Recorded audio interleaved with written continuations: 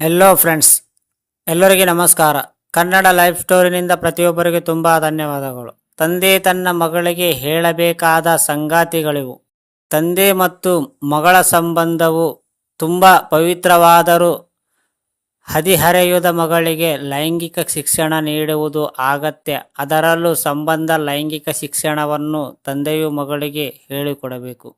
ಸಮಾಜದಲ್ಲಿ ತಾಯಿ ಮಗಳು ತಂದೆ ಮಗನ ಸಂಬಂಧಕ್ಕೆ ಮಹತ್ವ ಇರುವುದು. ಮಗಳು ತನ್ನ ದೈಹಿಕ ಹಾಗೂ ಮಾನಸಿಕ ಬದಲಾವಣೆಗಳ ಬಗ್ಗೆ ಮೊದಲಿಗೆ ಹೇಳಿಕೊಳ್ಳುವುದು ತಾಯಿಯ ಬಳಿ.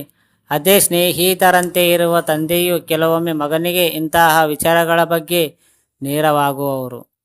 ಆದರೆ ತಾಯಿಯ ಮಾತ್ರ ಮಗಳಿಗೆ ಇಂತಹ ವಿಚಾರಗಳನ್ನು ಹೇಳಿಕೊಡುವುದಲ್ಲ. ಸಂಬಂಧ ಲೈಂಗಿಕ ಶಿಕ್ಷಣವನ್ನು ತಂದೆಯು ಮಗಳಿಗೆ ಹೇಳಿಕೊಡಬೇಕು. ಬದಲಾಗುತ್ತಿರುವಂತಹ ಯುಗದಲ್ಲಿ ಲೈಂಗಿಕ ಶಿಕ್ಷಣವೆನ್ನುವುದು ಅತಿ ಅಗತ್ಯ. ಇಲ್ಲವಾದಲ್ಲಿ ಅವರು ಜೀವನದಲ್ಲಿ ದೊಡ್ಡ ಸಮಸ್ಯೆಯನ್ನು ಎದುರಿಸಬಹುದು. ಭಾರತದಲ್ಲಿ ತಂದೆಯ ಬಗ್ಗೆ ತುಂಬ ಗೌರವ ಹಾಗೂ ಒಂದು ರೀತಿಯ ಭಯ ಭಕ್ತಿಯೂ ಇರುವುದು. ಇಂತಹ ಸಂದರ್ಭದಲ್ಲಿ ಮಗಳು ಲೈಂಗಿಕ ಶಿಕ್ಷಣವನ್ನು ಪಡೆಯುವುದು ತುಂಬ ದೂರದ ಮಾತು. ತಂದೆಯು ತನ್ನ ಮಗಳಿಗೆ ಯಾವ ರೀತಿಯಿಂದ ಲೈಂಗಿಕ ಶಿಕ್ಷಣವನ್ನು ನೀಡಬಹುದು ಎಂದು ಈ ಸ್ಟೋರಿಯಲ್ಲಿ ತಿಳಿಸಿಕೊಡಲಾಗಿದೆ. ನಗರ ಪ್ರದೇಶದಲ್ಲಿನ ತಂದೆ ಮಗಳಿಗೆ ಇಂತಹ ಶಿಕ್ಷಣವು ಅತಿ ಅಗತ್ಯವಾಗಿರುವುದು. ಪುರುಷರ ಬಗ್ಗೆ ಮಾತನಾಡುವಾಗ ವೇಳೆ ನಿಮ್ಮ ಬಗ್ಗೆ ಮಾತನಾಡಿ. ನಿಮ್ಮ ಮಗಳಿಗೆ ನೀವು ಹುಡುಗರು ಕೆಟ್ಟವರು, ಅವರು ಒಳ್ಳೆಯವರು ಎಂದು ಹೇಳುತ್ತಿದ್ದರೆ ಇದನ್ನು ನೀವು ಈಗಲೇ ನಿಲ್ಲಿಸಬೇಕು. ನೀವು ಮಗಳಿಗೆ ಹುಡುಗರ ಬಗ್ಗೆ ಸರಿಯಾದ ಮಾತನ್ನು ಹೇಳಿಕೊಡಬೇಕು. ಹುಡುಗರು ಕೆಟ್ಟವರು ಎಂದು ಹೇಳಿದರೆ ಆಗ ಅದು ಸರಿಯಾದ ಕ್ರಮವಲ್ಲ.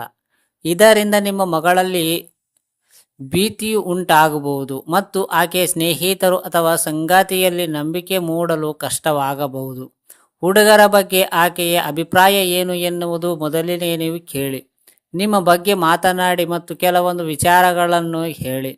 ಹುಡುಗರು ಯಾವ ವಿಚಾರವನ್ನು ಗ್ರಹಿಸುವವರು, ಯಾವುದನ್ನು ಇಷ್ಟಪಡುವುದಿಲ್ಲ ಮತ್ತು ಯಾವುದನ್ನು ಇಷ್ಟಪಡುವವರು ಎಂದು ಹೇಳಬೇಕು. ಇದೆಲ್ಲವನ್ನು ನೀವು ಮುಕ್ತ ಮನಸ್ಸಿನಿಂದ ಹೇಳಬೇಕು. ನೀವು ಅವರಲ್ಲಿ ಲಿಂಗ ಭೇದವನ್ನು ಉಂಟು ಮಾಡಬಾರದು. ಗೌರವ ಪಡೆಯುವುದನ್ನು ಕಲಿಸಿ. ಹದಿಹರೆಯಲ್ಲಿರುವಂತಹ ನಿಮ್ಮ ಮಗಳು ಆಕರ್ಷಣೆಗೆ ಒಳಗಾಗಬಹುದು ಅಥವಾ ಪ್ರೀತಿಯಲ್ಲಿ ಬೀಳಬಹುದು. ಇಲ್ಲಿ ನಿಮ್ಮ ಇಷ್ಟ ಕಷ್ಟಗಳು ಯಾವುದು ಕಡೆಗಣೆ ಬರುವುದಿಲ್ಲ. ಹದಿಹರೆಯದಲ್ಲಿ ಅವರ ದೇಹದಲ್ಲಿ ಆಗುವಂತಹ ಹಾರ್ಮೋನ್ ಬದಲಾವಣೆಯು ಯಾವುದೇ ನಿಯಂತ್ರಣಕ್ಕೂ ಬಗ್ಗದು. ಆದರೆ ಆಕೆಯ ಆಯ್ಕೆಯು ಸೌಂದರ್ಯ, ಜನಪ್ರಿಯತೆ ಮತ್ತು ಸಂಪತ್ತಿನ ಮೇಲೆ ಅವಲಂಬಿತವಾಗಿದೆಯೋ ಎಂದು ತಿಳಿಯಿರಿ. ಆಕೆಯು ಸರಿಯಾದ ಆಯ್ಕೆಯನ್ನು ಮಾಡಬೇಕು ಎನ್ನುವುದರ ನಿಮ್ಮ ಆಸೆಯಾಗಿರುವುದು. ನೀವು ತಂದೆಯಾಗಿ ಆಕೆಯ ಮಾದರಿಯಾಗಬೇಕು. ನಿಮ್ಮ ನಡವಳಿಕೆಯು ಕೂಡ ಮಗಳ ಮೇಲೆ ಪರಿಣಾಮ ಬೀರುವುದು. ಹೀಗಾಗಿ ಆಕೆಗೆ ಗೌರವ ಪಡೆಯುವುದು ಹಾಗೂ ಕೊಡುವುದು ಹೇಗೆ ಎಂದು ತಿಳಿಸಿ. ವಿಷಕಾರಿ ಸ್ನೇಹಿತರಿಂದ ದೂರವಿರಿಸಿ. ಹದಿಹರೆಯದಲ್ಲಿ ದೇಹದಲ್ಲಿ ಆಗುವಂತಹ ಕೆಲವೊಂದು ಬದಲಾವಣೆಗಳು ಸಾಮಾನ್ಯವಾಗಿ ಆಘಾತವನ್ನು ಉಂಟು ಮಾಡಬಹುದು. ಹದಿಹರೆಯದಲ್ಲಿ ಲೈಂಗಿಕ ಆಕಾಂಕ್ಷೆಯ ಅಧಿಕ ಮತ್ತು ಇದರ ಹಿಂದಿನ ಪರಿಣಾಮಗಳು ಏನು ಎಂದು ತಿಳಿಯದು. ಕೆಲವು ವಿಷಕಾರಿ ಸ್ನೇಹಿತರಿಂದ ಮಗಳು ದೂರವಿಡಬೇಕು. ಕೆಲವು ಸ್ನೇಹಿತರು ಮತ್ತು ಬಾಯ್ಫ್ರೆಂಡ್ ತುಂಬ ಒಳ್ಳೆಯವರಾಗಿರಬಹುದು. ಕೆಲವರು ದೈಹಿಕ ಆಕರ್ಷಣೆಗೆ ಒಳಗಾಗಿ ದುರ್ಬಲ ಪಡೆಯಲು ಬಯಸಬಹುದು. ಇಂತಹ ಸ್ನೇಹಿತರು ಅಥವಾ ಹುಡುಗಿಯರಿಂದ ದೂರ ಇರುವುದು ಹೇಗೆ ಎಂದು ತಿಳಿಸಲು ನೀವು ಈ ಮಗಳ ಜೊತೆಗೆ ಮಾತನಾಡಬೇಕು. ಒಪ್ಪಿಗೆ ಬಗ್ಗೆ ತಿಳಿಸಿ. ನಿಮ್ಮ ಮಗಳು ಹದಿಹರೆಯದವಳಾಗಿದ್ದರೆ ಆಗ ಆಕೆಯ ಅನುಮತಿ ಎಷ್ಟು ಮಹತ್ವದಾಗಿರುವುದು ಎಂದು ಆಕೆಗೆ ತಿಳಿಸಿ ಹೇಳಿ. ಆಕೆಗೆ ತನ್ನ ಬಾಲ್ಯದಿಂದ ಹದಿಹರೆಯದ ತನಕ ಪ್ರತಿಯೊಂದು ವಿಚಾರಗಳನ್ನು ತಿಳಿಸಿ. ಬೇರೆಯವರ ಪ್ರೀತಿ ಅಥವಾ ಅನುಮತಿಯನ್ನು ಪಡೆಯಲು ದೇಹವನ್ನು ಬಳಸಬಾರದು ಎಂದು ಹೇಳಿ. ಆಕೆಯ ಬೇರೆಯವರ ಪ್ರೀತಿ ಅಥವಾ ಭೀತಿಯಿಂದ ದೇಹವನ್ನು ಅರ್ಪಿಸುತ್ತಿದ್ದರೆ ಅದು ತಪ್ಪು ನಿರ್ಧಾರ ಎಂದು ಹೇಳಿ. ಭೀತಿಯಿಂದ ಮಾತನಾಡುವಂತಹ ಕ್ರಿಯೆಗಿಂತಲೂ ಏಕಾಂಗಿತನನ್ನು ಒಳ್ಳೆಯದು ಎಂದು ಹೇಳಿ. ತನ್ನ ಭಾವನೆಗಳನ್ನು ಮೇಲೆ ನಂಬಿಕೆಯನ್ನಿಡಲು ಹೇಳಿ.